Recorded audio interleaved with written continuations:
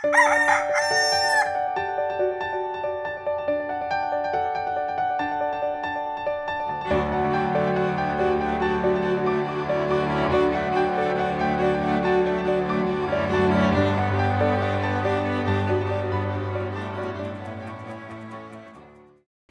umaga mga kapamilya.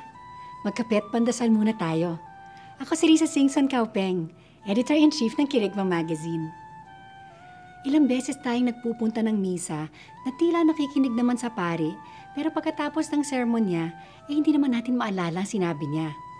Ngunit sa sandali na sabihin niya, nung ako'y bata pa sa aming probinsya sa Mindanao, biglang nahuli niya ang ating atensyon.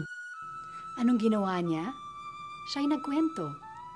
Gustong-gusto ng mga tao ang mga kwento. Mas naalala natin ang isang bagay kapag may kaakibat itong kwento dahil napupukaw ang ating damdamin at nakaka-relate tayo.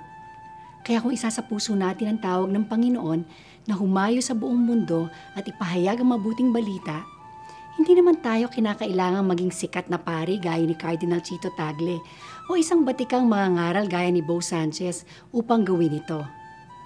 Sa pamamagitan ng ating patotoo, madali nating maikakwento sa iba ang ginagawa ng Diyos sa ating buhay. Tayo manalangin. Panginoon, gamitin niyo akong tambulin ninyong tagapahayag ng mabuting balita. Amen.